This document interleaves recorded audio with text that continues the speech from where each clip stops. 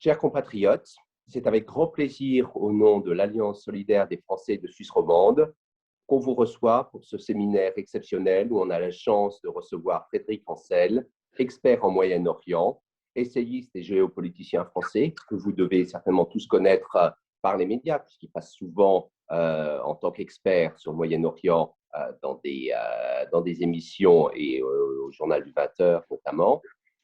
Je ne vais pas présenter sa brillante carrière, car on est surtout là pour l'écouter. On a pensé à l'Alliance solidaire des Français de l'étranger qui va faire un point sur le Moyen-Orient serait d'actualité, après les tensions entre Israël et la Palestine, après la hausse des cours du pétrole qu'on voit depuis le début de l'année, avec le grand point d'interrogation sur le changement de politique de l'administration américaine, notamment du président Joe Biden, pour ressusciter l'accord avec l'Iran qui avait été dénoncé par son prédécesseur. Le Moyen-Orient sera un point saillant d'intérêt cette année et c'est pour ça qu'on fait venir l'expert Frédéric Ancel pour nous en parler. Frédéric va parler pendant une demi-heure et puis après sera à disposition pour vos questions. Frédéric, à vous l'honneur.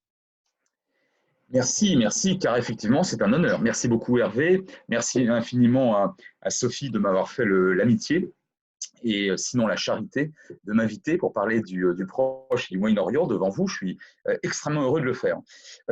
Excusez-moi de vous interrompre, c'est juste pour dire au niveau technique que les participants, s'ils veulent poser des questions, doivent le faire sur Zoom, en bas à droite, sur les trois petits points plus. Là, vous pourrez poser des questions. Et les questions seront prises par ordre d'arrivée après. Excusez-moi, j'ai oublié ce point technique. Désolé pour l'interruption. Non, très important. Du coup, histoire de me rappeler de manière extrêmement élégante, cher Hervé, que je n'aurai qu'une demi-heure pour traiter ce que je traite avec beaucoup de frustration en 22 heures à Sciences Po Paris, où j'enseigne depuis 2005, notamment le Proche au Moyen-Orient, mais également les questions internationales. Alors, 30 minutes, ce n'est pas beaucoup, mais je vais vous dire franchement, c'est déjà beaucoup trop pour évoquer, en tout cas c'est très confortable, pour évoquer les 4 principales caractéristiques du Proche et du Moyen-Orient. Je précise, c'est un point introductif important, épistémologiquement important, me semble-t-il, que le Proche-Orient est une acception extrêmement française, en réalité, et relativement récente. Personne au monde ne parle du Near East, tout le monde parle du Middle East, bien évidemment. Et le Moyen-Orient, c'est une acception britannique, beaucoup plus importante, devenue d'ailleurs anglo-saxonne et non plus seulement britannique, qui remonte à la fin du 19e, début 20e, et qui s'étend finalement à l'ensemble du bassin qu'on va qualifier d'arabo-musulman, riche en pétrole puis en gaz naturel, et au milieu, au centre duquel, grand pragmatique et britannique, se trouvait la jugulaire vers les Indes, hein, c'est-à-dire le canal de Suez. Voilà. Donc, nous, on parle vraiment du Moyen-Orient, mais si vous voulez focaliser sur le conflit israélo-palestinien, qui, lui, effectivement, relève de ce qu'on appelle en France le Proche-Orient, ce sera bien sûr avec plaisir. Alors, concernant notre Moyen-Orient, 4 grandes caractéristiques fondamentales. Géopolitique, au sens où mon maître en géopolitique, le grand géographe Yves Lacoste, fondateur de la revue Hérodote, dont je vous recommande la lecture trimestrielle, bien évidemment, l'entend. Première caractéristique, ce n'est pas seulement au Moyen-Orient que cela se présente, mais c'est surtout au Moyen-Orient l'instrumentalisation du religieux au profit du politique. L'instrumentalisation du religieux au profit du politique. Vous me direz, et vous aurez raison, que c'est vieux comme les premières cités sumériennes. Bien. Et que sur tous les continents, on voit des régimes politiques, des gouvernements qui président aux destinées d'États, jouant, surfant, comme on le dit aujourd'hui, ou faisant vibrer la corde du religieux, du théologique, du spirituel. Ça dépend des cas. En général, c'est du religieux assez basique pour faire avancer une cause politique, en réalité. C'est vraiment pas nouveau. Sauf que au Moyen-Orient, c'est une constante. Ce n'est pas une variable, c'est une constante. Et ça, c'est quelque chose sur lequel on doit absolument s'appesantir lorsqu'on cherche à travailler sérieusement sur les causes d'un certain nombre de conflits dans cette région. Les régimes politiques, quasi systématiquement, instrumentalisent, surjouent la fibre, la variable religieuse au profit du politique. On le voit bien d'ailleurs entre Israéliens et Palestiniens. Moi qui ai eu la chance, enfin je ne sais pas si c'est une chance, mais d'aller sur place pour la première fois en 1986, qui ai fait un DEA, un master, 92, ma thèse de doctorat il y a bien longtemps, sur un petit patelin, un petit village dont personne ne parle jamais, qui n'intéresse personne au monde, qui s'appelle Jérusalem. Voilà. Alors, je peux vous dire que j'ai vu, de mes yeux vus, deux sociétés entretenir une dimension de plus en plus religieuse, mais surtout des gouvernements, des chefs d'État ou des chefs d'entités pré-étatiques, appelons ça comme on veut du côté palestinien, utiliser cette dimension religieuse. Et on le voit bien évidemment en Iran, Irak, Liban, Syrie, entre chiites et sunnites. On le voit bien évidemment en Syrie depuis maintenant une bonne dizaine d'années et au-delà, entre différentes communautés alaouites, druzes, sunnites, là encore. Bon, les islamistes, bien évidemment, surinstrumentalisent le religieux à des fins fondamentalement politiques. On le voit d'ailleurs jusqu'au Sahel. La deuxième caractéristique, me semble-t-il, de cette région, de cette assez vaste région, c'est la faiblesse originelle de l'État-nation. La Libye est un État, ce n'est pas un État-nation. Le Yémen est un État, ce n'est pas un État-nation. Idem pour la Somalie, idem pour beaucoup d'autres pays. Et je vous ferai grâce d'une liste qui s'étend au moins à une trentaine d'États, sans doute plus si on inclut d'ailleurs l'Asie du Sud, et peut-être d'autres régions en Afrique subsaharienne. Je veux dire par là que la notion, la représentation lacostienne de nation, elle est française. C'est Valmy, c'est daté, c'est signé, c'est 1792. Bon, c'est français, c'est allemand, dans une large mesure. Alors, dans une autre dimension, mais enfin, plus ethnique, entre guillemets, droit du sol, droit du sang, etc. Mais en tout cas, ça a fait florès au XIXe siècle. Alors, les racines remontent, bien évidemment, au-delà. On peut peut-être, même en France, les faire remonter au Moyen-Âge. Enfin, en tout cas, on a au XIXe siècle l'émergence de la nation. Et elle va faire florès dans le monde entier. Bon. Et les États-nations, ce sont ces entités reconnues, les seules entités politiques, en réalité institutionnelles, reconnues par la Charte des Nations Unies. Vous avez aujourd'hui 193 États à l'ONU, enfin membres de l'ONU, puis vous avez une dizaine d'États, dont d'ailleurs la Palestine, mais États, mais non membres de l'ONU. Peu importe, et d'autres États observateurs. Enfin, vous en avez 193 de plein droit, disons. Eh bien, l'ONU ne reconnaît que des États au sens de l'État-nation. C'est intéressant, ça. Parce qu'au Moyen-Orient, l'État-nation a bien évidemment existé, et même très fortement. La grande époque de l'État-nation, c'est évidemment Nasser, Gamal Abdel Nasser, qui prend le pouvoir en 1954, mais les colonels l'ont déjà pris en 1952 en Égypte, et qui va valoriser la notion de watan en arabe, de nation, et alors soit une nation pour chaque société arabe, soit la grande nation arabe qui pourrait se confondre avec une forme d'oumma, mais enfin une oumma non musulmane, une oumma strictement, bien évidemment, arabe. Bon, le parti Baas créé pendant la Seconde Guerre mondiale au Liban, et puis ensuite en Syrie, puis lui aussi qui fera florès, le parti Baas est un parti très nation, très nationaliste. Bien. Alors, ça va fonctionner dans un certain nombre de pays, et puis on va revenir aux origines, c'est-à-dire avant la colonisation. Tout à l'heure, je vous ai cité un certain nombre de pays, donc Somalie, Libye, Yémen, bien évidemment, mais on pourrait évoquer dans une certaine mesure, dans une large mesure, l'Irak, l'Est de la Syrie, le Sinaï égyptien, bien entendu, et d'autres pays arabes, où en réalité, l'exercice des rapports de force, l'exercice du pouvoir, l'exercice ou les modes d'exercice et de représentation des rapports de force entre collectifs étaient fondamentalement claniques et tribaux. Je n'ai pas évoqué l'Arabie saoudite et la péninsule arabique, c'est absolument évident. C'est tellement évident que vous le savez fort bien. On a affaire là à des États bédouins, à des États dont l'allégeance est d'abord tribale, avant qu'elle ne soit nationale en quelque sorte. La Jordanie, bien évidemment, etc. Donc, la faiblesse, voire la chute de l'État-nation.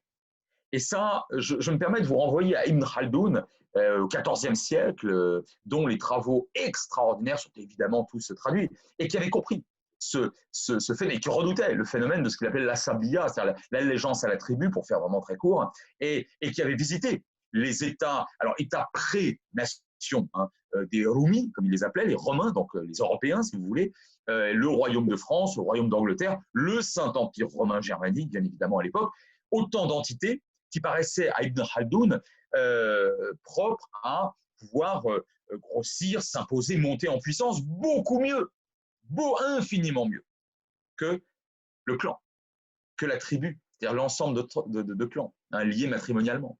Bon, alors, vous comprenez bien que dans le monde d'aujourd'hui, dans le monde de titans, de géants, Chine, États-Unis, Union européenne, géants herbivores peut-être, mais enfin entre géants quand même, au moins sur le plan économique, bon, etc. Et peut-être d'autres entités qui vont se créer politico-économiques par la suite. On pourrait aussi évoquer la Russie. Eh bien, au Moyen-Orient, on se replie de plus en plus sur la communauté religieuse, mais surtout sur la communauté clanique et tribale. Mais c'est tout petit. Et donc, cette parcellisation, cette morcellisation, cette atomisation, elle contribue, elle n'est pas la seule variable explicative à la déstabilisation de la région, mais en tout cas, elle y contribue. Elle contribue à déstabiliser cette région. J'ajoute un point important, le sionisme, là, concernant bien évidemment Israël, le sionisme est un mouvement fondamentalement politique. Le sionisme, c'est la réappropriation, ou le rebasculement plus exactement, comme j'aime bien l'appeler, le rebasculement d'une partie du collectif juif, j'emploie le mot collectif à escient, c'est un terme neutre, bon, des juifs, de leur dimension diasporique, essentiellement religieuse pendant 20 siècles, à la dimension politique qu'ils avaient connue à l'époque du roi David pendant une dizaine de siècles. Le rebasculement du religieux au politique. C'est intéressant, avec, à la fin des fins, une vraie ambivalence tout à fait assumée. Religion, peuple, religion. Mais n'empêche que le sionisme est un mouvement fondamentalement politique, qui voulait la création d'un État-nation juif, d'un État-nation du peuple juif. Ça a été rappelé très, très récemment et de manière tout à fait évidente, en tout cas pour les Juifs d'Israël. Bon, eh bien, même en Israël, le poids de plus en plus important de ce qu'on appelle, alors pas les sionistes religieux, mais de ce qu'on appelle les Haredim, les hommes en noir, les craignants Dieu, les ultra-orthodoxes si vous préférez, fait craindre cette augmentation démographique phénoménale, et donc politique phénoménale, fait craindre au sionisme des origines, à l'État-nation israélien, disons, mainstream, qu'à terme, le projet sioniste se dépolitise et mute en quelque sorte. C'est intéressant. Donc, c'est vrai du côté arabe, mais c'est vrai aussi du côté israélien. Troisième caractéristique moyen-orientale, les frontières. Les frontières, en général, elles ont été, comme d'ailleurs dans d'autres régions, pour être honnête, prenez la bande sahélo-saharienne, c'est une évidence, bon, et même une grande partie de l'Asie, voire d'ailleurs des Amériques. Les frontières ont été tracées par des gens qui n'étaient pas des locaux, c'est le moins qu'on puisse dire. Alors, la Confédération helvétique n'a rien tracé du tout, gloire à elle, elle n'a pas colonisé. La France, bon, le Royaume-Uni, d'autres États, la Belgique en Afrique subsaharienne, notamment dans les Grands Lacs, etc. Bon, on a quand même tracé beaucoup de frontières à l'époque de l'impérialisme, qu'il soit d'ailleurs de nature coloniale ou pas. En général, il était de nature coloniale. Bon, eh bien, par conséquent et par définition, ces frontières, elles ne sont pas toujours très valorisées par les populations locales, et parfois elles sont parfaitement méprisées, négligées, non véritablement connues. D'abord parce qu'elles ont transcendé les réalités sociales, sociétales, religieuses sur le terrain. Divisé pour mieux régner, un grand classique des impérialistes, c'est ce qu'on a fait tout au long du 19e et début 20e. Bon, donc ça c'est le premier point. Deuxième point, vous aviez des zones de transhumance, notamment dans les territoires bédouins que j'évoquais tout à l'heure. Vous mettez une frontière au sol, la transhumance, elle est bloquée. 3, les islamistes, on l'a vu avec Daesh il y a quelques années de cela, détestent les frontières au sein de l'Umma. C'est la maman en arabe. Donc l'Umma, c'est la grande communauté des croyants, au sens très presque psychanalytique, maternant du terme, démographique, religieux du terme. L'Umma, c'est la communauté des croyants. C'est là où se trouvent des musulmans, pour faire extrêmement court, bon, et où doit s'appliquer d'une manière ou d'une autre, et sous une forme ou sous une autre, la charia. La frontière, les frontières assumées dans le monde arabe par Nasser et par tous les chefs d'État arabes jusqu'à aujourd'hui, sont détestées par les islamistes. On n'a pas le droit d'établir une frontière, c'est la fitna, la division, au sein du monde musulman. Alors, a fortiori, lorsque ce régime politique maintient des frontières qui ont été bâties par les Occidentaux. Alors là, si vous voulez, c'est doublement illégitime, vous comprenez? Donc là, les frontières, elles sont pas fluctuantes parce que c'est un peu comme sur le continent africain. On a considéré que si on commençait à tout changer, ce serait la guerre. Alors il y a des contestations frontalières. Il y en a eu pendant longtemps entre l'Arabie Saoudite et le Yémen, notamment. Il y en a eu entre l'Égypte et le Soudan. Je ne vais pas tous vous les faire, hein, mais enfin, bon. Kadhafi contestait tout en permanence. Bon, un grand classique. L'Irak contestait la frontière du Châtel arabe avec l'Iran, bon, d'où les accords d'Alger de 75, etc. Bon. Et bien sûr, les frontières israélo-arabes qui sont finalement… Alors aujourd'hui, elles sont marquées, balisées, reconnues entre Israël et l'Égypte et Israël et la Jordanie, mais pas entre Israël et la Syrie et pas entre Israël et le Liban, à quelques exceptions près. Bon, donc, si vous voulez, les frontières officielles, oui, bon, ben, elles sont toujours là depuis l'indépendance. Elles ne sont pas valorisées. Hein. Et elles ne sont pas valorisées. Parfois, elles sont considérées comme injustes parce que, d'un côté, vous avez des ressources naturelles commercialisables en quantité, de l'autre, vous avez du sable. J'ai envie de vous dire que c'est comme ça dans d'autres voilà, dans d'autres pays. Le hasard des armes ou le hasard des accords franco-britanniques ont fait que… Bon, mais c'est pour vous dire que ce n'est pas un attribut solide sur le plan institutionnel au Moyen-Orient. Hein. J'ajoute d'ailleurs que des frontières peuvent être contestées sur le plan théologique. Hein. Les sionistes religieux ou les ultra-orthodoxes que j'évoquais tout à l'heure en Israël contestent la frontière du petit Israël de 1948-67. Hein. Donc ça, c'est évident. Et par ailleurs, des islamistes contestent pratiquement toutes les frontières pour des raisons qu'on a vues. Quatrième et dernière caractéristique du Moyen-Orient, c'est, je la mets vraiment à la fin parce que c'est quelque part, par un faux paradoxe, c'est moins géopolitique. Hein. La géopolitique, c'est ce qui se passe dans la tête, ce sont les représentations. Et puis l'importance fondamentale de la géographie. Bon. Mais le commerce, l'industrie, y compris les armes, enfin, ce qui relève du matériel, c'est en aval. En amont, la géopolitique, ce sont des représentations, toujours. Hein. Les rivalités de pouvoir sur des territoires autour desquels se cristallisent des représentations. C'est ça la géopolitique. Donc, en dernier ressort et en dernier lieu, des ressources pétrolières et gazières importantes. Voilà, je l'ai mis non pas pour la beauté du débat, mais enfin, c'est vrai que bon, vous avez encore beaucoup de pétrole et beaucoup de gaz naturel d'ailleurs, hein, notamment en Méditerranée orientale. Bon, du pétrole, il y en a ailleurs. Bon, donc, ce n'est pas parce qu'il y a du pétrole qu'il y a la guerre. Non, c'est un élément qui peut constituer une variable de prise de décision de faire la guerre. Pensez à Saddam Hussein en 1990, qui va envahir le Koweït pour se payer de la guerre qu'il a menée pendant 8 ans, ruineuse, catastrophique, qu'il a enclenchée d'ailleurs, qu'il a menée pendant 8 ans contre l'Iran. Bon, prétendument ou réellement au profit de la défense de ses alliés arabes sunnites de la région. Bon, et donc il ne les trouvait pas très généreux. Après la fin de la guerre Iran-Irak en 88, il a décidé de se payer sur la bête et de prendre le Koweït en racontant que c'était une province irakienne. Bon, je racontais n'importe quoi, mais sa scénographie rhétorique était grotesque, mais au fond, c'était 10% des réserves de brut mondiales. Il ne l'aurait pas fait s'il n'y avait pas eu de pétrole au Koweït. Certes, mais vous voyez, je suis prudent. C'est-à-dire que demain, il peut y avoir des tensions très graves, comme il y en a eu ces dernières années, entre l'Égypte et le Soudan, pays d'aval du Nil, hein, et les pays d'amont comme l'Éthiopie, dont vous savez qu'elle crée, cette Éthiopie, un gigantesque barrage qui va lui permettre de mettre en valeur un certain nombre de ces terres agricoles. Bon, très bien, sauf que si ça altère le débit du Nil, pour les deux pays d'aval, c'est catastrophique. Bon, est-ce que c'est pour ça qu'il y aura la guerre? Je ne pense pas. Mais en même temps, c'est un élément à prendre en compte. Hein. Donc l'eau, le pétrole, bien sûr, le gaz naturel en Méditerranée orientale. Regardez les bisbilles qu'il y a eu, très graves, hein, très graves, ces derniers mois et ces dernières années, entre la Turquie d'une part et la Grèce, la France, hein, à certains égards Israël. Bon, d'autre part, on a trouvé des gisements très très importants. Quand je ne regarde pas dans les yeux, c'est que je regarde à mon mur, je suis dans mon bureau, une gigantesque et magnifique carte du Moyen-Orient. Donc c'est pour ça que je suis toujours très attiré il faut toujours par les cartes quand on fait de la géopolitique. Donc moi-même, j'ai toujours une carte sous les yeux. Bref, pour être sûr de rien oublier. Et une carte géographique, bien sûr. Parenthèse fermée. Donc ce sont des éléments géographiques, si vous voulez, qui ajoutent potentiellement à la déstabilisation ou à l'appétit impérial de tel ou tel régime. Mais je m'empresse tout de suite de vous dire, avant de conclure, et de vous laisser la parole, je m'empresse de vous dire que cette quatrième caractéristique, hein, les ressources naturelles commercialisables en abondance, cette présence peut jouer dans un autre sens.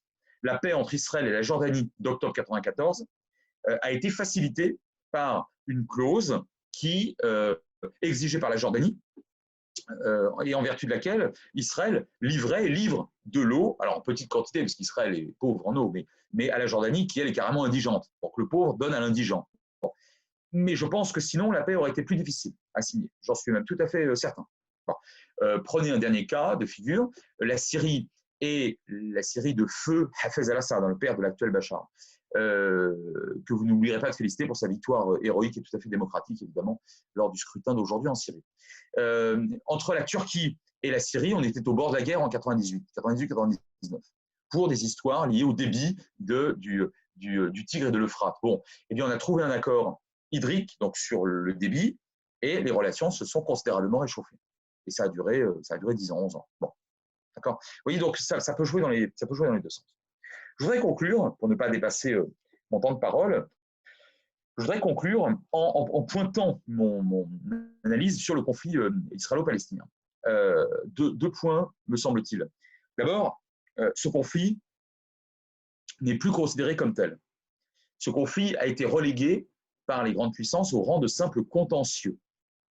Si vous voulez, un conflit, il peut irradier d'une toxicité géopolitique la région ou le monde. Par conséquent, il est plus ou moins urgent de tenter de résoudre. Un contentieux, pas urgent, ce n'est pas prioritaire un contentieux. Le conflit israélo-palestinien a été relégué au rang de simple contentieux. Ça fait 21 ans, vous m'entendez bien, 21 ans, qu'il n'y a pas un processus de paix sérieux. 21 ans. De quoi parle-t-on? On ne parle pas d'un conflit. 21 ans. Et puis la dernière fois, ça n'a pas duré longtemps. Ça a été bon, c'était Camp David II, après Oslo, qui s'est effondré en 2000. Bref, bon. Donc ça marche pas. Depuis, on a eu quelques tentatives, et puis on a eu les âneries de Trump. Bon. Mais tout ça n'est pas sérieux. 21 ans. Bon. Et pourquoi cette relégation au rang de simple contentieux? Parce que le monde arabe, sur le plan géopolitique, n'existe plus. Il s'est effondré. On pourra en reparler si vous voulez. Il s'est effondré. Et les accords d'Abraham avec Israël ces derniers mois sont le dernier clou dans le cercueil de la prétendue, enfin, elle avait existé, mais de cet univers, de ce monde, de cette entité géopolitique appelée monde arabe. Il n'existe plus. Si tant est que c'est jamais sérieusement existé au-delà du cache-sexe palestinien très commode, des divisions arabes. Et les Palestiniens savent bien, que je rencontre moi très souvent, les Palestiniens savent bien. Bon. Donc, si vous voulez, et puis il y a des Hervé tout à l'heure a dit avec raison que le Moyen-Orient serait au menu des 3 ans et demi qui restent, ça va vite, à M. Biden. Oui, enfin le Moyen-Orient, oui, mais l'Iran. Parce que le nucléaire iranien, ça c'est du sérieux. Mais le conflit israélo-palestinien n'est pas considéré comme sérieux. Je veux dire, il n'est pas considéré comme susceptible de créer les conditions d'une guerre, ni économique, ni militaire, entre puissances. Alors, c'est pas urgent. Moi, je pense que c'est un tort, parce que ce conflit se réinvite, on l'a bien vu, en permanence, par irruption, vous voyez, de violence comme ça tous les 3 ans, 4 ans, 5 ans, 8 ans. Bon, mais ce n'est pas en mettant la poussière sous le tapis que de toute façon, on arrivera à les choses, ça c'est certain. Hein. J'ai toujours considéré que, et j'en viens à mon deuxième et dernier point conclusif sur ce conflit, à terme, il n'y a pas beaucoup d'alternatives. C'est-à-dire que, contrairement à ce que fantasment beaucoup de gens, les Israéliens ne partiront pas. Israël n'est pas une colonie. Le sionisme est un mouvement de libération nationale d'un peuple. C'est comme ça. Et ça a très bien fonctionné. Et Israël est un État bâti, pas seulement, mais enfin, avec l'aval des Nations Unies, reconnu par les Nations Unies, et les Israéliens ne se sentent absolument pas appartenir à une espèce d'avant-poste, de bastion occidental ou que sais-je encore. Ils ne partiront pas, les Israéliens. Et ils sont très puissants. Les Palestiniens ne partiront pas. Les Palestiniens ne partiront pas. Ils ont certes un rapport de force extrêmement défavorable, depuis pas mal d'années, de plus en plus pour des raisons que je vous ai dites. Mais ils ne partiront pas. Donc, même si d'ailleurs le taux de fécondité est égal maintenant pratiquement à celui des femmes israéliennes, je parle des femmes palestiniennes, enfin, n'empêche que vous avez pratiquement 5 millions de personnes. Donc, c'est substantiel. Ils ne partiront pas. Donc, à la fin des fins, l'alternative à la solution des 2 États, je ne vois pas. Je ne vois pas. Et je pense qu'il faut, qui suis-je, modeste universitaire, mais je pense qu'on doit tous, citoyens, diplomates, etc., reprendre nos efforts pour tenter le mieux possible une impulsion vers cette solution aux 2 États, car il y a bien 2 peuples. 2 peuples, 2 États, 2 vraies consciences nationales. Je peux vous le dire, je ne crapahute depuis longtemps chez eux. Bon, 2 vraies consciences nationales, de nature différente, mais peu importe. Et par conséquent, 2 États avec une bonne frontière entre les 2. Tu sais, moi, je conclus, je suis en tant que, peut-être, est-ce là ma déformation professionnelle, mais moi, j'aime bien la frontière, voyez-vous. J'avais commis, voilà, quelques années, un bien modeste atlas géopolitique d'Israël, que je vous recommande, parce que je suis assez d'accord avec ce que j'écris, globalement. Donc, 5e édition, qui est parue récemment. Et puis avec mon maître Lacoste, une géopolitique de la nation France. Sortira bientôt, pardon pour ces annonces non commerciales, un atlas des fronts et des frontières. Et l'an dernier, j'ai fait un que sais-je sur les 100 mots de la guerre. Eh bien, je vais vous dire, à chaque fois, je retombe sur quelque chose d'extrêmement positif à la condition que ce soit négocié par les deux ex-belligérants, bien entendu, c'est-à-dire une bonne frontière, en deçà de laquelle les Bleus vivent comme ils l'entendent, au-delà de laquelle les Verts vivent comme ils l'entendent. Et entre les deux, si on s'entend bien, eh bien la frontière, on la laisse ouverte comme la plupart des frontières du monde. Une frontière n'est pas un front. Les frontières ne séparent pas les hommes. C'est faux. Elles les libèrent. Elles les libèrent et elles libèrent des collectifs qui ainsi peuvent se choisir. Et si ces collectifs s'entendent, eh bien, on abat les frontières ou on les ouvre davantage encore et ça donne une Union européenne. Mais on ne met pas la charrue avant les bœufs. Pour l'instant, on a affaire à des gens qui ne s'entendent pas, qui pour l'essentiel ne veulent pas vivre ensemble.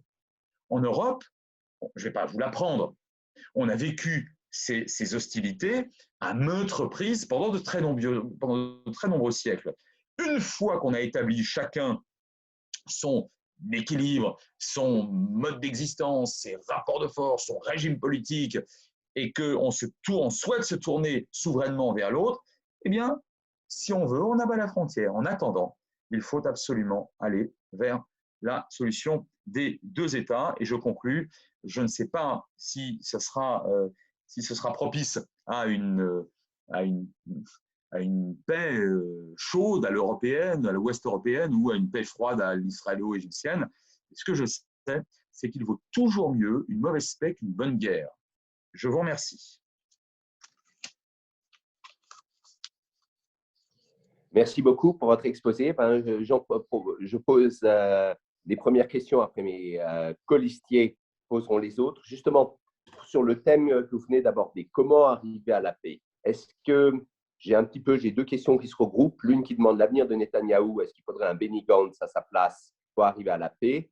Et de l'autre côté de la frontière, est-ce que le Hamas doit perdre en puissance et que le Fatah doit remonter pour arriver à la paix? Que faut-il pour avoir cette paix? Parce que tout le monde sait qu'ils ont chacun, que ce soit Netanyahou ou le Hamas, ils ont leur agenda politique, ce qui bloque tout à l'heure actuelle. Que faut-il pour avoir cette paix? Très bonne question, merci Hervé. Si tant est qu'ils aient seulement un agenda. Je pense qu'il y a deux conditions à réunir pour un véritable processus de paix. Elles ont été réunies, on va dire, pour l'essentiel, à l'époque des accords d'Oslo, depuis plus jamais. Une condition est interne au Proche-Orient, une est externe, et en fait américaine. La première condition, c'est l'absence d'un vide politique à la tête des deux entités principales dont on parle. Or, à la tête de l'État d'Israël, on a un véritable vide politique qui devient vide institutionnel. Je ne vais pas vous rappeler les 4 élections, la 4e d'ailleurs n'a toujours rien donné. Bon, enfin, donc on ira sûrement à un 5e scrutin. Bon, tout ça n'a plus de sens. C'est même extrêmement dangereux. Bon. D'ailleurs, entre parenthèses, ça nous en dit long sur le mode de scrutin à la proportionnelle intégrale, qui est antédiluvien et qui est extrêmement dangereux. Mais non seulement il n'y a pas en réalité de gouvernement majoritaire depuis 2 ans à la tête d'Israël, mais il n'y a pas beaucoup de stratégie au sein de ces gouvernements dirigés par Netanyahou. Bien. Du côté palestinien, à la tête de l'autorité palestinienne, on a un Mahmoud Abbas qui est peut-être plus sympathique que le Hamas, c'est même sûr, ce qui n'est pas très difficile d'ailleurs, très bien, mais qui est reconnu par l'ONU, par Israël. Mahmoud Abbas, le problème, c'est que d'abord, il n'a pas de stratégie non plus, c'est-à-dire qu'il n'a jamais contre-proposé un plan de paix face à celui ridicule de M. Trump. Ben, il aurait pu. Ça fait 15 ans qu'il ne propose pas. Les Israéliens non plus, hein, mais je vous l'ai dit, j'ai parlé d'Israël, il y a un vide politique, mais il y a aussi un vide politique à la tête de l'autorité palestinienne. Enfin, je ne comprends pas. 15 ans, c'est quand même pas difficile de proposer un plan de paix. À partir de là, on discute pas. On voit bien si les Israéliens disent non, ah bah, ça sera le mauvais élève et on pointera le doigt sur Israël. Mais pourquoi ne pas le faire? Et Mahmoud Abbas, qui s'est souvenu qu'il devait organiser des élections depuis 15 ans qu'il est au pouvoir, il les a organisées, puis subitement, il les a annulées lorsqu'il a compris que, puisque le Fatah était trop divisé, c'est le Hamas qui l'emporterait. Enfin, tout ça n'est pas très sérieux. Donc ça, c'est, je vous dirais, une condition qui n'est pas réunie entre les deux protagonistes légitimes. Je dis légitime parce que le Hamas n'a strictement aucune légitimité, aucune, ni onusienne, il n'est pas reconnu par le quartet, donc par les grandes puissances autour des processus de paix israélo-palestiniens. Seule l'autorité palestinienne est reconnue. Et j'ajoute que pour les pays occidentaux et pour d'autres pays d'ailleurs, le Hamas est une organisation terroriste. Bon, il n'y a pas de Hamas fait la guerre, il a toujours fait la guerre, il a toujours joué la politique du pire. Lors des accords d'Oslo, il a toujours tenté de torpiller ces accords d'Oslo et pourtant, on discutait sérieusement. C'est le moins qu'on puisse dire, on est bien d'accord. Bon. Et j'ajoute un dernier point, le Hamas est au pouvoir dans la bande de Gaza par le truchement d'un putsch, non pas contre Israël. Israël en est sorti en 2005 de la bande de Gaza, en septembre 2005. Il prend le pouvoir en 2007 contre l'autorité palestinienne. Donc là, je parle vraiment des entités légitimes. Israël, autorité palestinienne, vie politique. Ça, c'est une condition qui, pour l'instant, n'est pas sur la table. Et la condition externe, elle est américaine. Moi, écoutez, ça fait des années qu'on me dit, mais les Américains se sont affaiblis au Moyen-Orient, ils se sont retirés du Moyen-Orient. Non, ce n'est pas parce que vous retirez 3 000 hommes d'Irak ou de Syrie que vous retirez du Moyen-Orient. Ça reste de loin la principale puissance diplomatique, financière et militaire de la région. De loin, vous dis-je, de loin, de loin. Bien plus importante que la puissance russe, par exemple. Donc, M. Biden, il est sans doute de très bonne volonté, et ce n'est absolument pas ironique, je le dis sincèrement. Il connaît bien le Proche-Orient. Il est allé à maintes reprises, il a suivi Obama lors des efforts d'Obama en 2013-2014. Mais ce n'est pas, et ce ne sera pas sa priorité. Et on le voit bien d'ailleurs. Il a exercé des pressions, tant mieux, car ainsi il a sauvé des vies. Il a exercé des pressions sur les belligérants, et notamment sur Netanyahou. Mais enfin, aujourd'hui, il n'est pas en train de proposer, il n'a rien proposé il n'a pas cherché à imposer plus qu'un cessez-le-feu. Or, je vous rappelle qu'un cessez-le-feu n'est qu'un acte militaire sur le terrain à un moment M, qui vaut pour ceux qui veulent bien qu'il vaille. Bon. Donc, vous avez compris ma phrase un peu alambiquée. Ce n'est pas du tout un processus de paix, ce n'est même pas le début d'un processus de paix. Donc, ce n'est pas sa priorité. Il y aura 3 grandes priorités, et je conclus. C'est bien évidemment la Chine, c'est la Russie, et au Moyen-Orient, il y en a une, je l'ai évoqué, c'est le nucléaire iranien. Ce ne sera pas le contentieux israélo-palestinien. Et donc, ces 2 conditions, pour l'instant, vous voyez, au retour sur les rails d'un processus de pourparlers, malheureusement, pour l'instant en tout cas, elles ne sont pas réunies. Justement, avant que mes collègues prennent d'autres questions, j'ai une autre question justement sur l'avenir de cet accord, parce qu'apparemment, il pourrait déboucher sur quelque chose d'ici quelques semaines, mais il y a les élections iraniennes. À votre avis, qu'est-ce que ça va donner? Cher Hervé, vous me parlez bien de l'accord avec l'Iran, n'est-ce pas? Bien sûr. Oui. L'accord de Vienne du 14 juillet 2015, je suis extrêmement optimiste. Je pense que les Iraniens, le régime iranien, en a très cruellement besoin, pas d'un point de vue stratégique, d'un point de vue social, économique. C'est-à-dire qu'il y a eu un printemps iranien avant le printemps arabe de 2011. Il y a eu un printemps iranien en 2009. Et puis, très régulièrement, il y a des poussées de fièvre de nature sociale, beaucoup plus d'ailleurs que de nature religieuse ou politique. Mais, et vous avez des foyers de famine, de disette en Iran. Alors, c'est lié aux sanctions dont les premiers trains ont commencé le 1er janvier 2007, c'est vrai, notamment les sanctions américaines, mais pas seulement, mais c'est lié aussi à l'impéritie et à la corruption très élevée à la tête du pouvoir en Iran. Et le régime iranien craint comme la peste des émeutes sociales qui le renverseraient en quelque sorte. Bon, donc il a besoin de cet accord. D'ailleurs, c'était un bon accord pour lui parce que les Iraniens, grands négociateurs, d'ailleurs de manière générale, pardon pour ce structuralisme positif, mais enfin, grande civilisation, je ferme la parenthèse, c'est même pas le cas de tous les États de la région. Les Iraniens ont négocié en 2015. Écoutez, c'est très fort.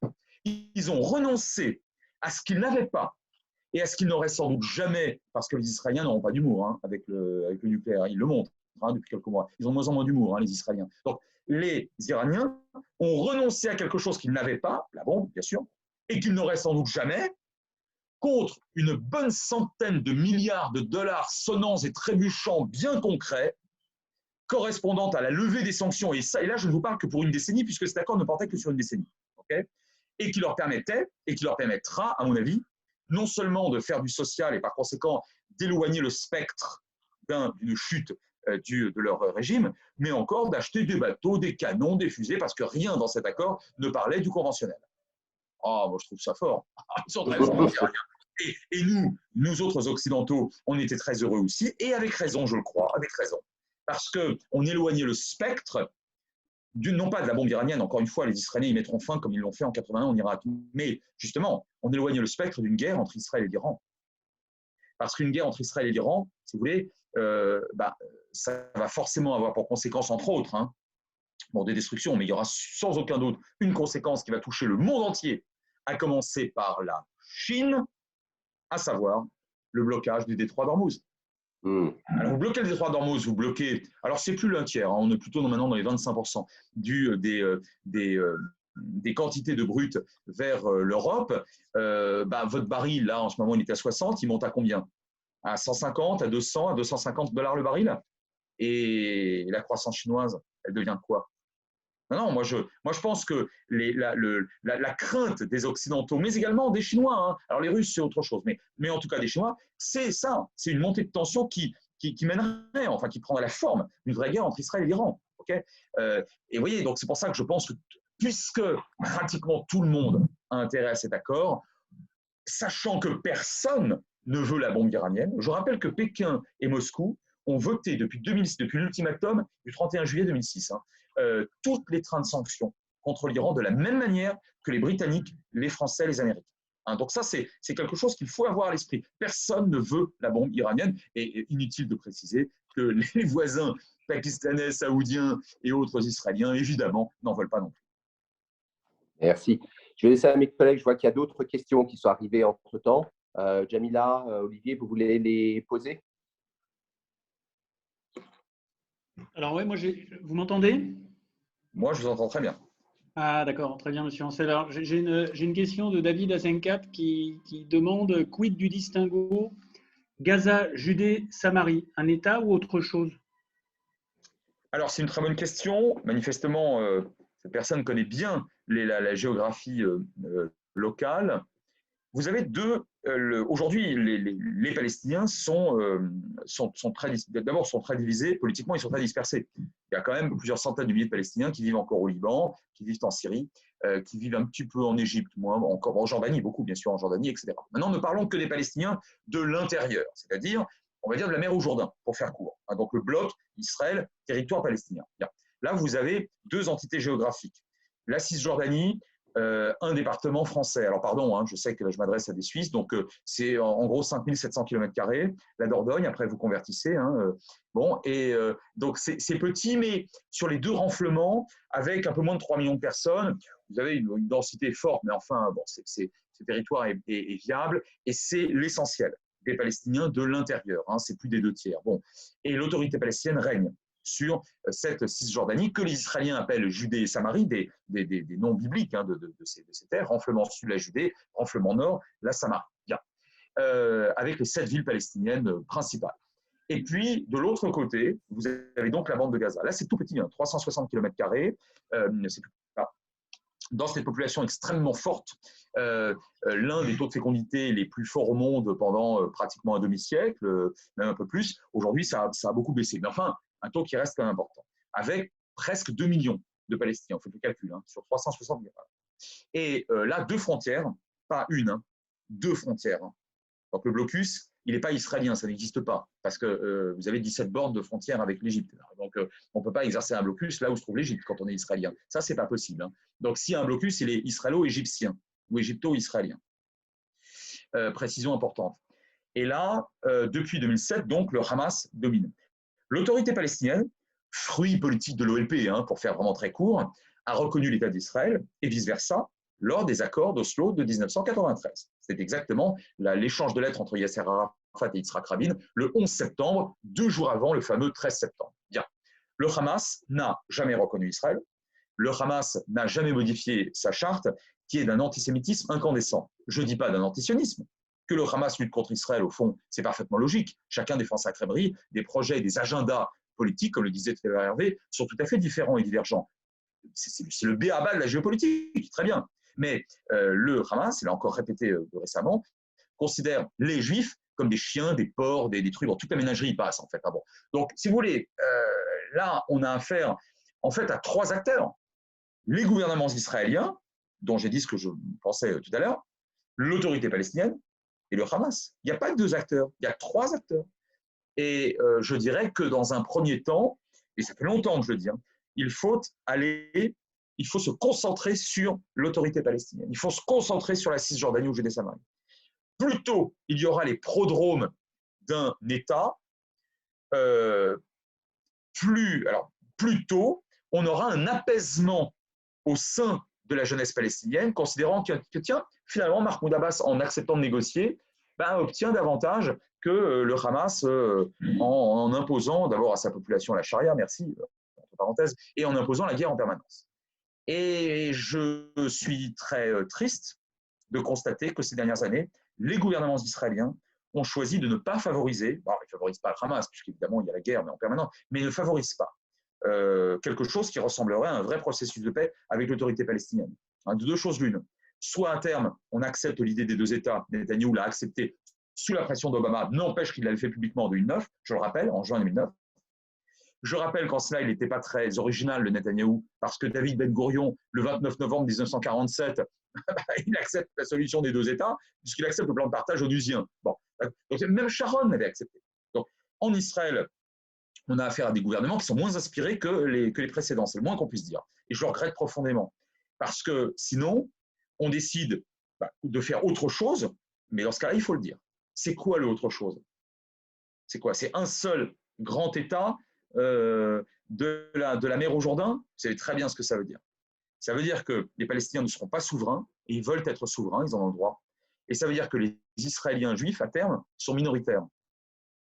C'est pas le projet du sionisme, hein, ça. Hein. Ça, c'est un État-nation majoritaire pour les Juifs, hein, ça c'est sûr. Hein. Parce que sinon, on retombe dans la problématique fondamentale de la diaspora pendant 20 siècles. On est minoritaire partout. Non, ce n'était pas ça, Israël. Donc, personne n'en veut de ça. Donc, si personne n'en veut, allez-y les gars, proposez un processus de paix, saisissez les Américains lorsqu'ils sont sérieux. De temps en temps, ils sont sérieux. Là, ils sont sérieux. Profitez-en. Bon, saisissez les Européens. Inventez l'Europe géopolitique, disons, saisissez Poutine, je ne sais pas moi, faites quelque chose, la Ligue arabe, ce qu'il en reste. Et puis, on discute, parce que les fondamentaux, franchement, on les connaît. Hein. Les fondamentaux depuis Oslo, on les connaît. Après, il peut y avoir des négociations sur les frontières, évidemment. Mais vous voyez, et juste, je termine là-dessus. Je suis optimiste à terme. Pourquoi? Parce que quand on me dit, ouais, mais de toute façon, non, mais regardez déjà les territoires, il y a plein d'implantations. Mais enfin, il faut arrêter de dire des bêtises. Les implantations, ça se crée, ça se dégage. Qu'est-ce qu'avait fait Menachem Begin, dont vous m'accorderez tous quand même, que ce n'était pas une grande colombe au départ quand même. Begin était ultranationaliste. Bon, sa campagne électorale de 77, il l'a fait sur le thème de « j'irai passer mes vieux jours à Yamit ». Yamit, c'était quoi? C'était l'implantation ou la colonie de peuplement principale des Israéliens dans le Sinaï. Il est élu. Un an plus tard, c'est la paix avec l'Égypte, au nom de laquelle il restitue la totalité du Sinaï et des 8 implantations et des 3000 bonshommes qui y vivaient. Alors on peut me dire, ouais, Sinaï, 3000 mecs, c'est pas beaucoup, puis ils fumaient des joints. Oui, d'accord. Alors maintenant, dans la bande de Gaza, en 2005, Ariel Sharon, j'ai bien dit Ariel Sharon, hein. Merci. Pas d'extrême gauche, a priori. Hein. Ils se retirent de la bande de Gaza. Là, ils sont plus de 3000, hein, les bons hommes. Ils sont 8000. Ce n'est pas du tout des fumeurs de joints. Ils sont sionistes religieux, ils ne plaisantent pas du tout. Et il y a 20 implantations. Ça se fait en 2 semaines, l'évacuation. Donc, ce n'est pas le problème principal. Le problème principal, c'est de se mettre à table et de discuter sur des modalités d'un objectif. L'objectif à terme, 2 États. À partir de là, tout est négociable. Très bien. On peut passer à l'autre question? Alors, oui, tu veux que je la pose? Ah, vas-y, Jamila. Alors, Aurélie Lelon. On a un blocus imposé aux Palestiniens pour les soins médicaux, les études à l'étranger et la participation aux compétitions internationales de sport. N'est-ce pas une forme de colonisation à l'usure de la part d'Israël? De toute façon, c'est pas malin. Alors, colonisation, je ne sais pas, parce qu'empêcher, d'abord, les Israéliens ne parviennent pas ou ne veulent pas tout empêcher. Par exemple, dans les compétitions internationales, maintenant, vous avez beaucoup de Palestiniens. Pourquoi? Parce que lorsque vous avez des compétitions aux sélections régionales, bon, eh bien, c'est dans la région qu'on décide, que tel État va pouvoir concourir ou pas. Au Moyen-Orient, Israël n'est pas majoritaire. Hein, bon. Donc, il y a de moins en moins de possibilités pour les gouvernements israéliens, pour ceux qui sont en tout cas répressifs à ce niveau-là, de pouvoir agir de cette manière-là. Maintenant, j'ajoute un point important, c'est que la Palestine a été, comme je crois que je l'ai évoqué, en 2011 et 2012, au Conseil de sécurité des Nations Unies, puis à l'Assemblée générale des Nations Unies, a été faite État, a été reconnu comme État, mais État non membre. Et alors du coup, ça lui donne beaucoup de prérogatives, pas celle de voter l'ONU, bien évidemment, enfin en tout cas au Conseil de sécurité, il n'y est pas, mais ça lui donne la possibilité de participer, tiens, à la Cour pénale internationale. Je dis ça au hasard. Hein. Et ça lui permet de participer à la quasi-totalité des grandes échéances onusiennes, à commencer d'ailleurs par les culturelles. À l'UNESCO, vous avez un ambassadeur, je le connais, très, très formidable, très modéré, un homme de paix, ambassadeur de la Palestine à l'UNESCO, à Paris. Bon. Donc, je vous dirais, il y a des restrictions. Alors maintenant, est-ce qu'il faut les appeler colonisation? Si vous voulez, c'est toujours pareil. Le jour où vous avez un processus de paix et que, dans le cadre de ce processus, l'un dit à l'autre, écoute, non, tu n'iras pas participer parce que toi, tu m'as embêté sur ce truc-là. Que l'autre dit, mais je participerai parce que moi, on va se mettre d'accord sur le point numéro 34 du chapitre 2 de la linéa, je ne sais pas quoi. Tout est ouvert. Si au terme d'un tel processus, ou au milieu du guet d'un tel processus, l'une des deux entités, et y compris éventuellement Israël, parce que bien évidemment, c'est la plus puissante des deux, c'est absolument évident, décide de faire sa mauvaise tête, les parrains, parce qu'il y aura des parrains à un processus de paix, peuvent dire, comme ils l'ont dit à Oslo à l'époque, soit pour Arafat, soit pour Rabin et Pérez, non, là, vous n'êtes pas sérieux.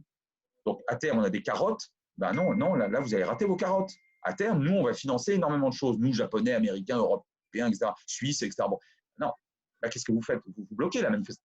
C'est ça, un processus de paix. Après les termes, on peut utiliser des termes grandiloquents. C'est pas mon cas. Je ne pense pas que ça fait avancer le schmilblick. J'ai une question d'un anonyme relativement simple, courte, qui est comment mettre hors d'action le Hamas? Est-ce possible? C'est possible en se comportant comme le régime russe, par exemple, pourrait se comporter. Eh oui, oui, mais ça, voilà. Donc les Israéliens ne se comportent pas comme ça. Vous savez très bien ce que ça veut dire. Ça veut dire un réinvestissement militaire complet de l'intégralité de la bande de Gaza. Donc, si vous voulez, techniquement, je réponds à cet anonyme que techniquement, militairement, oui, c'est possible. Israël en a la puissance. Ça, oui. Maintenant, à quel coût? À quel coût éthique, moral, à quel coût humain, à quel coût matériel? Ça signifie des centaines de cercueils de soldats qui reviennent, ça c'est certain. Ça signifie des milliers de Palestiniens qui rentrent dans les leurs de cercueils. Ça signifie une image internationale dégradée au dernier degré, pour le coup, en tout cas pour Israël, puisqu'Israël va gagner. Bon. Ça signifie peut-être la rupture des accords d'Abraham, parce que là, ils ne se compareront plus. Hein. Franchement, cette éruption de violence, aujourd'hui, on n'en parle pratiquement plus. Et l'Eurovision a mis à peu près tout le monde d'accord sur le fait que c'était déjà du passé. Bon, et maintenant, la Biélorussie en rajoute une deuxième couche. Non, mais ça va vite, on a déjà oublié. En revanche, là, vous voyez, cette solution-là, elle serait terrible. D'ailleurs, c'est la raison pour laquelle les Israéliens n'y vont pas. Ils n'y vont pas. Ils ne le feront pas. Ils ne le feront pas. Ils n'ont pas ces valeurs. On peut les critiquer. C'est ce que je fais régulièrement. On peut les critiquer. Hein. Ils ne se comportent pas comme ça. Comme d'autres régimes, j'en ai cité un, peuvent se comporter le cas échéant. Okay? Et par ailleurs, de toute façon, ils considèrent que ça leur coûterait trop cher. J'ai une autre question. Je ne sais pas si tu l'as posée, Jamila, concernant M. Grégoire Fontugne. Non, pas encore. Non, alors, non, elle était oubliée, c'était la première. Donc, oui, c'était la première, justement. Tout à fait. Non, alors, la question est la suivante, M. Ansel, c'est l'ancien ambassadeur israélien aux USA vient de dire que les évangélistes américains étaient de meilleurs alliés que les juifs israéliens. Question, est-ce que cela pourrait aider Biden à faire pression? Il veut dire que les juifs américains. Oui, mais ça fait de très longues années. Oui, ça fait de très longues années que j'avais constaté au terme de mes recherches doctorales, j'avais constaté un effet ciseau. C'est-à-dire que je considérais que la puissance des amis juifs d'Israël aux États-Unis restait très importante, mais elle serait sans doute assez stagnante. D'abord parce que démographiquement, il y a une stagnation, voire une baisse des juifs aux États-Unis en part relative de l'ensemble de la population. C'est inéluctable. C'est juste inéluctable. Bon, ça, c'est le premier point. Deuxième point, il y a d'autres groupes d'action ou de lobby. Ce n'est pas un gros mot aux États-Unis. En France, oui, mais pas un gros mot. Aux États-Unis, non. Hein. Donc, j'emploie un mot qui est tout à fait courant aux États-Unis et valorisé aux États-Unis. Il y a d'autres lobbies que le lobby juif pro-israélien. Et de toute façon, je pense que cet ambassadeur a dit cela parce que la grande majorité des juifs américains ne soutient pas Netanyahou, soutenait le processus d'Oslo à l'époque, soutient la politique des deux États, enfin, la perspective des deux États, et n'aime pas Netanyahou. Bon, ça, oui, de ce point de vue-là, et d'ailleurs même sur le plan religieux, vous avez environ 10% d'ultra-orthodoxes, environ 10% ou 15% de conservatifs et 80% de libéraux. Bon, les libéraux sont en général plus proches de la gauche israélienne, etc. Donc, oui, les évangéliques, quand j'ai commencé ma thèse en 93, ils étaient environ 40 millions aux États-Unis. Ils sont 92 millions. Bon, maintenant, quand vous savez que, là, bien sûr, on n'a pas le temps de le développer, mais je vous recommande vraiment de travailler un peu là-dessus, lorsque vous savez à quel point les évangéliques, et en particulier ceux qu'on appelle les sionistes chrétiens, d'entre eux, mais qui sont de plus en plus nombreux, et pas seulement aux États-Unis. Regardez le cas du Brésil, c'est juste phénoménal ce qui se passe au Brésil. C'est la conversion de plusieurs dizaines de pourcents de la population naguère catholique, et puis catholique, sérieusement, pas comme en France. Hein. Voilà. En Suisse, je ne sais pas. Mais par exemple, catholique vraiment, quoi. Fréquentant vraiment les églises. Qui basculent dans l'évangélisme, et le Brésil n'est pas un tout petit pays. Prenons d'autres cas comme l'Afrique subsaharienne, enfin bref, la Corée, etc. L'évangélisme est une lame de fond mondiale, et parmi les courants évangélistes les plus importants, il y a effectivement les sionistes chrétiens. Et oui, eux sont indéfectiblement favorables à Israël, et non seulement ils sont favorables à Israël, mais ils sont favorables à au sionisme religieux, c'est-à-dire que, je le fais super court, pardon, hein, mais la parousie interviendra, donc le retour de Jésus de Nazareth est qualité de Christ. Hein, la parousie interviendra lorsque tous les Juifs seront réunis en Eretz Israël, donc en Israël, hein, donc bon, on en prend le chemin d'ailleurs, démographiquement, mais enfin ça prend un peu de temps, on en prend le chemin, et qu'ils auront Jérusalem pour capitale. Tiens donc. Et là, ils diront, le désert aura reverdi après avoir subi énormément d'exil, de pogroms, la Shoah, c'est comme ça qu'ils l'interprètent, notamment aussi. Et puis là, retour des rois Gog et Magog, je le fais vraiment très très court, et l'Armageddon, la dernière grande guerre. Et à ce moment-là, Jésus revient et seuls les Juifs le reconnaissent comme le Christ, sauvant par là même d'ailleurs les chrétiens de la colère de Dieu parce qu'eux seront incrédules. Bref, si vous voulez, si vous êtes évangélique, vous ne pouvez pratiquement pas ne pas soutenir ce projet sioniste, mais dans sa version, évidemment, plutôt religieuse et nationaliste. Hein. D'où ces dernières années, une très grande proximité de Trump, qui lui ne l'était pas, mais lui n'était rien du tout, mais idéologiquement, mais autour de lui, il en avait parce qu'il avait besoin électoralement des évangéliques, et puis des pressions presque à front renversé, si vous voulez, sur Rabin Peres dans les années 90, parce que beaucoup d'évangéliques trouvaient que le processus de paix, c'était de la trahison finalement, et alors sur Sharon. Alors ça, c'est extrêmement drôle, parce que des pressions des évangéliques sur Ariel Sharon, en lui disant, il ne faut pas sortir de Gaza parce que c'est Eretz Israël, ce que tu fais, c'est de la trahison. Alors là, dire ça à Sharon, il fallait quand même le faire. Bon, donc, oui, cet ambassadeur, je comprends ce qu'il dit. Ce qu'il dit, c'est que le lobby ou la tendance évangélique, notamment américaine, est devenue, ou en tout cas va devenir, plus puissante en faveur d'Israël que la puissance liée aux Juifs américains.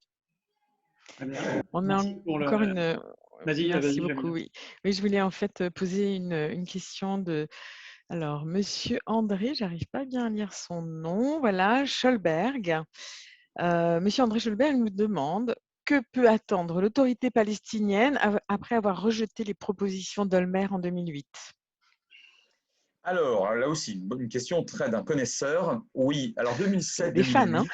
Oui, attention, attention, très très haut niveau là, ce soir. Ouais. Alors, Olmert avait fait des propositions, c'est vrai. Je pense que Mahmoud Abbas à l'époque a eu au moins un tort, c'est de ne pas faire de contre-propositions. Je ne dis pas qu'elles étaient acceptables en l'état. Je dis que pour un type de droite, parce que je rappelle que même Olmert était du Likoud, et même plutôt à la droite du Likoud au départ. Hein. Tout à l'heure, je vous ai cité Begin et Sharon. Vous voyez, au fond, la gauche israélienne n'a plus rien à dire ces dernières années. Tout émane de la droite, même lorsqu'il y a des plans de paix. C'est fou. Bon.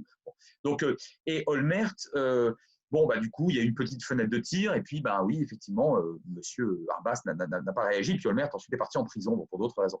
Et c'est un très, très mauvais Premier ministre. Mais je pense qu'il faut remonter peut-être un petit peu plus loin dans le temps. Je pense que Yasser Arafat a commis une erreur politique absolument catastrophique. Ce n'était pas la première, mais enfin, là, elle était vraiment lourde, cette bourde, en juillet 2000. Hein, parce qu'il faut toujours y revenir. Alors évidemment, les militants des deux camp considèrent que c'est plus facile que ça. C'est toujours pareil, parce que les militants considèrent que c'est très facile, mais c'est toujours très binaire.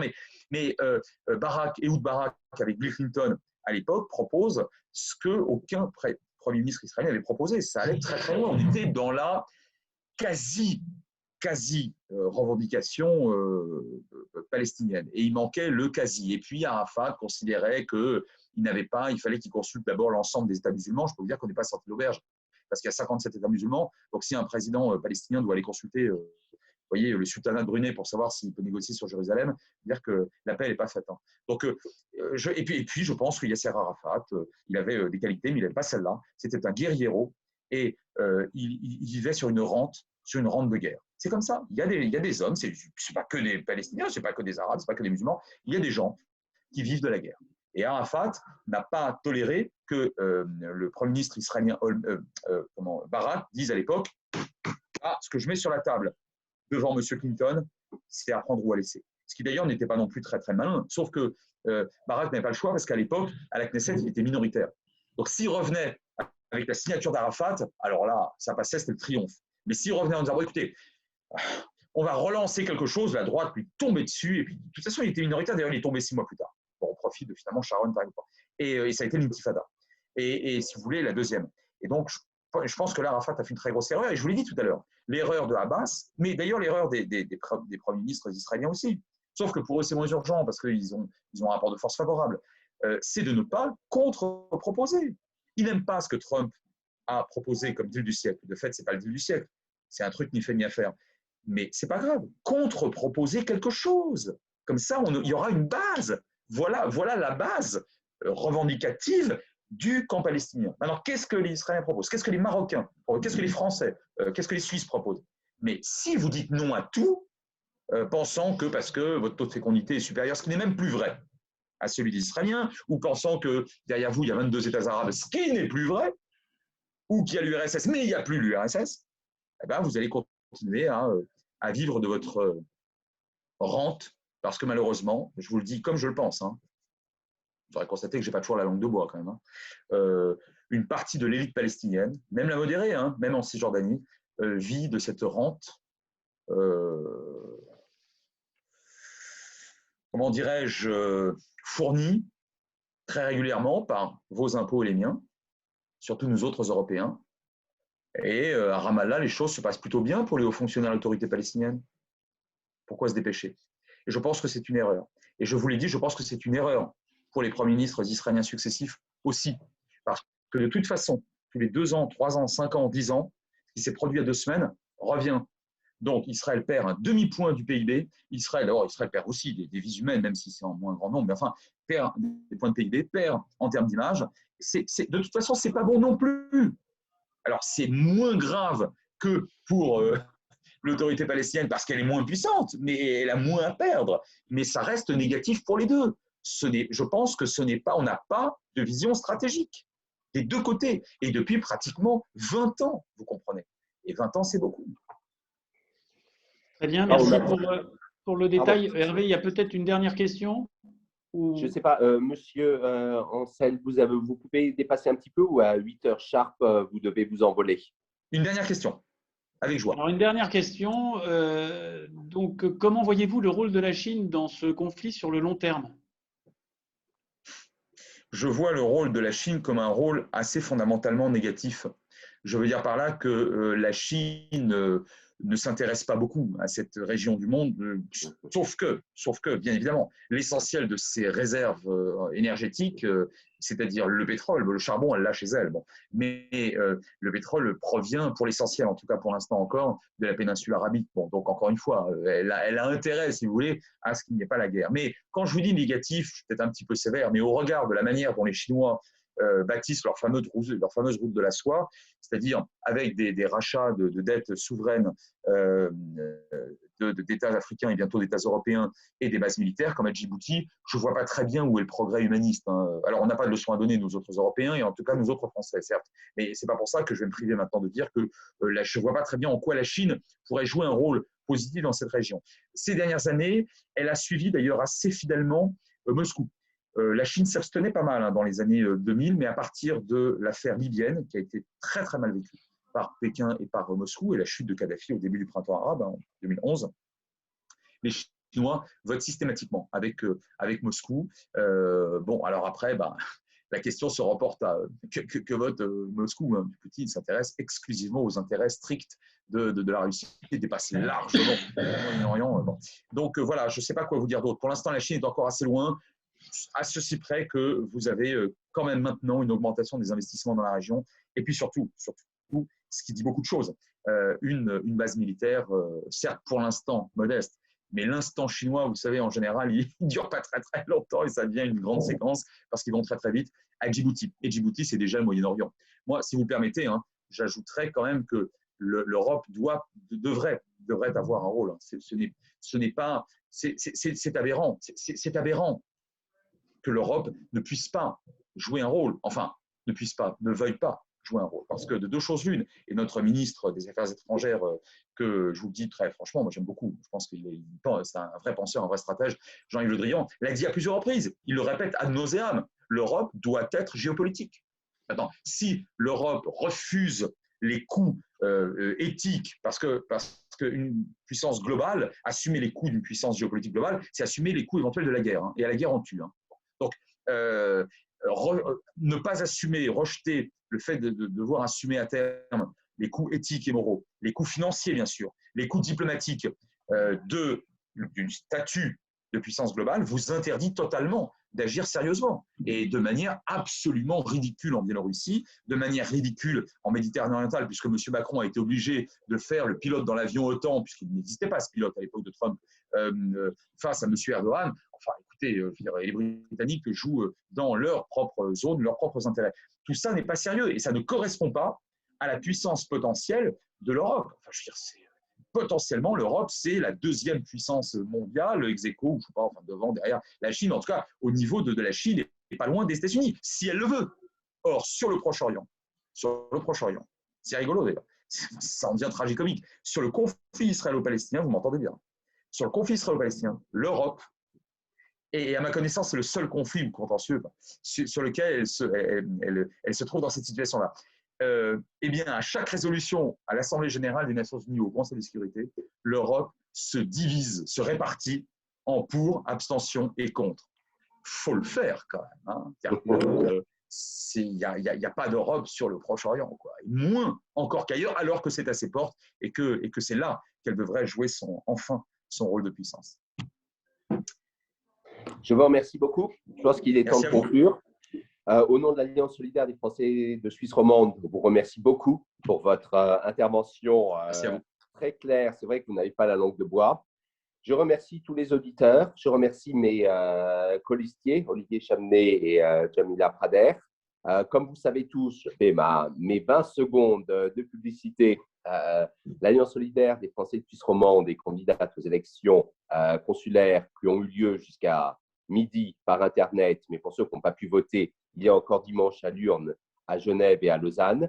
Nous vous avons démontré notre capacité de mobiliser des personnes de grand talent comme vous, Monsieur Ancel. Avant vous, il y a eu sur le professeur Kakoub sur le Covid, l'aventurier Alexandre Poussin, Christian Constantin, le professeur Jean Zermatten. Ce genre de manifestations continueront après, puisqu'on n'est pas là juste pour les élections, on est là pour créer un véritable réseau et informer nos compatriotes. On vous reverra, Monsieur Ancel, parce que c'était vraiment passionnant. Comme vous avez fait plusieurs prévisions, on verra, on les suivra de près et on vous réinvitera.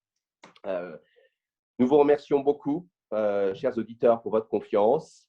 Nous comptons sur vous pour les votes, car nous sommes prêts à en faire beaucoup pour vous. Je ne sais pas si Jamila ou Olivier vous voulez rajouter quelque chose, mais on est une équipe et on partage tout. Oui, tout à fait. On est solidaires. Oui, nous sommes solidaires. On est solidaires et on est prêt à accompagner nos compatriotes. Ouais, et moi, je tiens à remercier tout particulièrement M. Ancel. Vous êtes passionnant. Oui, j'ai failli vous demander vos références du Moyen-Orient pour les nuls, mais je pense que je vais les trouver. Je n'ai écrit que 17 bouquins. Voilà. Allez, des tables ou des chaises avec, vous n'hésitez pas. Merci. Merci beaucoup à tous. Merci Monsieur Ancel, qualité exceptionnelle. Merci à toute l'équipe de la SFE Paris de nous avoir permis d'organiser ce très beau webinaire. et on vous souhaite une très bonne soirée et on vous dit à très bientôt. Merci, au revoir. À bientôt. Au revoir. Au revoir.